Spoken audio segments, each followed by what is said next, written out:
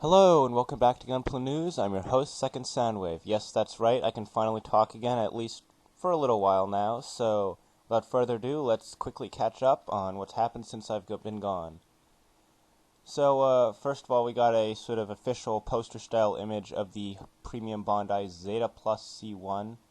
Looking pretty alright. Still not, super sold on it, but you do get a nice look at the rifle here, which is why I wanted to kind of show that picture off to you guys. And then we have a picture like that for the extra weapons that you get with the hanger for the Full Armor Thunderbolt Gundam. Again, Premium Bondi kit, but looks pretty cool. It's got some interesting weapons in it. I'm not particularly a fan of this kit itself, but, you know, some people might like that.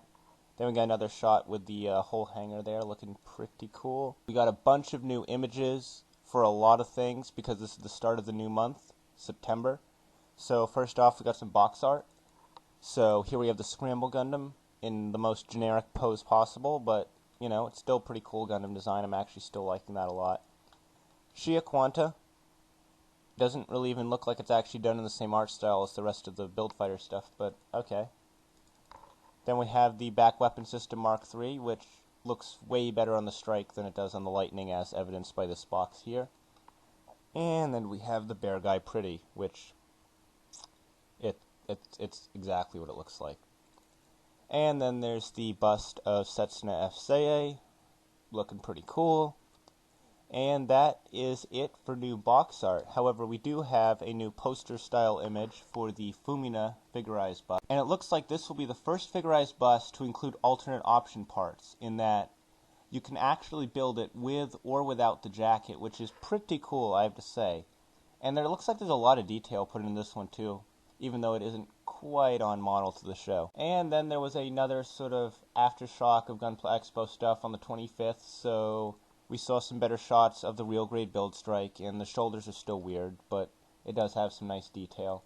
And the backpack we finally got a look at, that's pretty cool. And we saw these two kind of mystery Iron-Blooded Orphans kits that are recolors.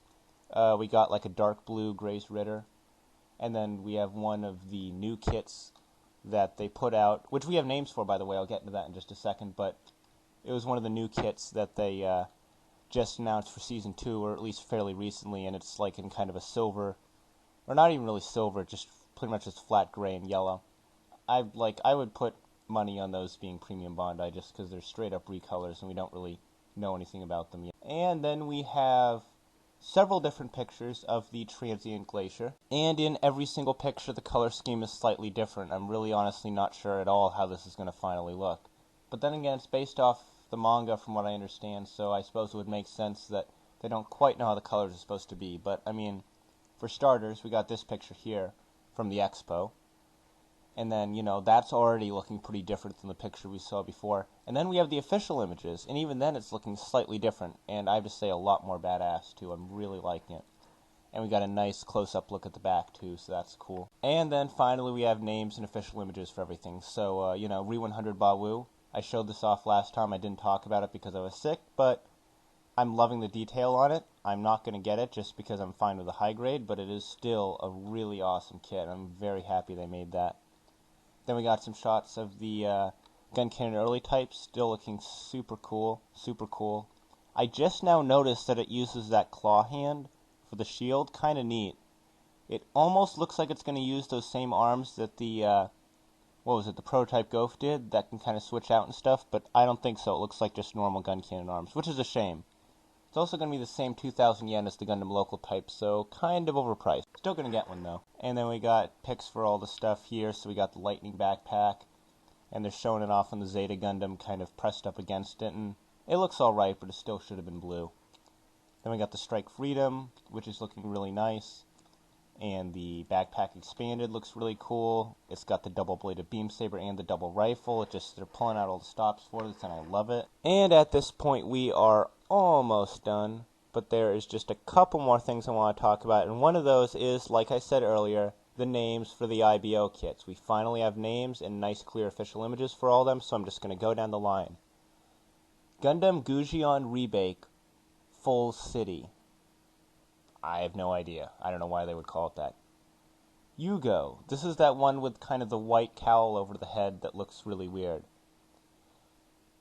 Gyueta's Mobile Regan Rays.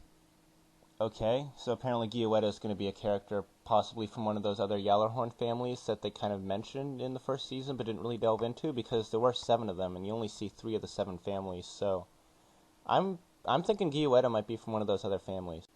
And then we have the IO Frame Shiden. This is that one that you saw Tekkanon training with in the trailer.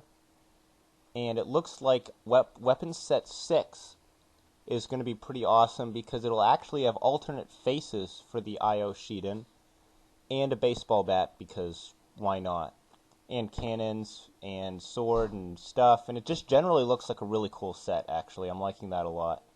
And even the new mobile worker is looking nice, although, of course, all that pretty blue is painted on, as it will just be a flat gray piece out of the box. Then we have the Gabriel, which is probably my favorite design out of IBO, or at least one of them. I just love how beefy it looks. It really reminds me of the Tieran ground type, kind of adapted into the style of Iron-Blooded Orphans. Weapon Set 5 is the one that we saw already, that has the giant sword, the rifle, the 2 cannons for the Barbatos, and the mini-maces. And a mobile worker that honestly looks super boring and almost exactly like the one they did before. But yeah, Weapon Set 6, I'm liking that one a lot. That's the one that had the alternate faces for the IO Shiden. And I'm just really looking forward to that. And that's almost it. We're almost done. One last thing. Save the biggest for last. The Master Grade Psycho ZAKU Verka. Yeah, this thing is a monster. For some reason, they decided to throw in that big, stupid thruster it had in the OVA. And I'm not talking about the 2 the high grade had. I'm talking about this big thruster. And it is huge. If you look carefully here where the bottom thruster is kind of resting against the table here, you can see they actually broke the back thruster off, kind of, which is kind of funny, to me at least. And this is a version Kotoki of a design Kotoki didn't design, and he did tweak it a little bit. So instead of having 3 small bazookas and 2 large ones, it looks like it has 3 large ones, and they're mounted underneath the thruster tank. They rearranged where the Sturmfass are, and it looks like all of that was done just so they could fit that colossal thruster tank in. And kind of questioning whether or not that was a smart choice, because it made the final kit 9,700 yen. That's like almost $100. Biggest Verka kit so far. And then we got some kind of CG renders of it, which aren't particularly useful since they're CG and not really representative of the final kit. But they are showing off that we're getting a little plastic stand that you can stick underneath the back thruster to prevent the thruster bell part from breaking off like it did at the convention. So that's kind of nice. Be sure to like this if you're glad Gunpla News is back, and subscribe if you're new here. I do Gunpla News, I do Gunpla Reviews, and I actually have a couple other things in store that'll be popping up very soon, so stick around for that. Until then, though, I'm your host, Second Soundwave, here at Channel 2S, and I will see you next time.